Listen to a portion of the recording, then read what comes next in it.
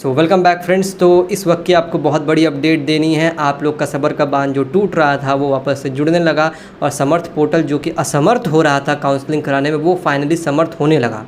जैसे ही वो समर्थ होना स्टार्ट हुआ उसके बाद इलाहाबाद यूनिवर्सिटी ने अपने ट्विटर हैंडल पर ट्वीट करके ये बता दिया कि 16 जुलाई से लेकर 26 जुलाई 2025 तक आपका रजिस्ट्रेशन शुरू हो जाएगा। मतलब कल से, आज 15 जुलाई है, 16 जुलाई से स्टार्ट हो जाएगा और 2 फेजेज़ में इनका बेसिकली होने वाला है आपका रजिस्ट्रेशन, फ़ेज़ 1 फ़ेज़ 2। पहले फ़ेज़ में आपका नॉर्मल चीज़ें होंगी, वही प्रोफाइल अपडेट वगैरह चीज़ें होंगी, और फिर सेकंड फेज़ में आपको बताना होगा। एक सेकंड में डिटेल में आपको चीज़ें बताता हूँ। पहले एक चीज़ जान लीजिए कि फ़ीस कितना लगेगा रजिस्ट्रेशन का। यूआर की बात की जाए, अनरिजर्व्ड यानी जनरल कैटेगरी, ईडब्ल्यूएस, ओबीसी, इसकी कितनी फ़ीस है? 300 रुपये इनकी है, और एसटी एससी के 150 रुपये है रजिस्ट्रेशन फ़ीस। ठीक है। इसके अलावा 2 फेजेज़ में होगा। पहले फेज़ में हम लोग बात कर लेते हैं क्या होगा। Before registration profile update the application should ensure that they fulfil eligibility criteria, मतलब एलिजिबिलिटी क्राइटेरिया उनका इलाहाबाद यूनिवर्सिटी का जो भी है उसको फुलफिल करना होगा। उसके अलावा CUET, कौन कौन से डॉक्यूमेंट्स चाहिए, डॉक्यूमेंट्स नोट कर लो अच्छे से।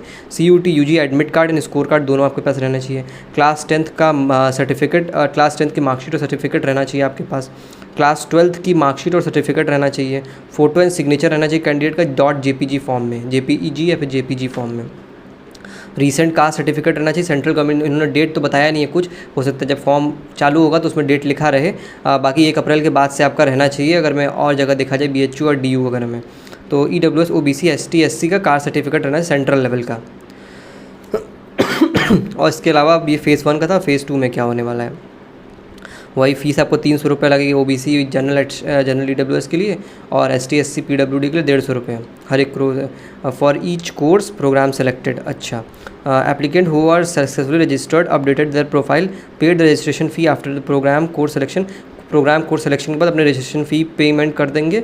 Only be considered for counselling purpose. फिर उसके बाद जब पेमेंट फ़ी कर देंगे तभी आपको काउंसलिंग के लिए एलिजिबल माना जाएगा। मोर देन एप्लीकेंट का select more than 1 programme course for registration, मतलब आप एक से ज़्यादा कर सकते हो, एक से ज़्यादा प्रोग्राम और कोर्स को सेलेक्ट कर सकते हो।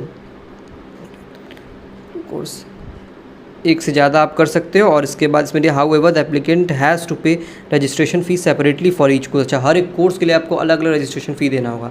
मतलब BA के लिए कर रहे हो और BSc के लिए भी कर रहे हो, तो दोनों के लिए आपको अलग अलग रजिस्ट्रेशन फ़ी देना होगा। बहुत बच्चे होते हैं ना, BA में भी डाल देते हैं, BSc में भी डाल देते हैं, तो आपको अलग से रजिस्ट्रेशन फ़ी, अगर BA के लिए कर रहे हो तो उसके लिए अलग 300 रुपये, और BSc के लिए कर रहे हो तो अलग 300 रुपये। ठीक है।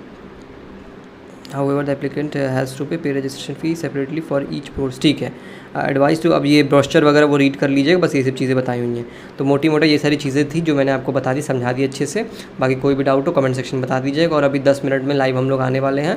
आपके जो भी डाउट्स लेंगे, क्वेरीज रहेंगी, लाइव में आप लोग पूछिएगा, मैं उसका रिप्लाई कर दूँगा।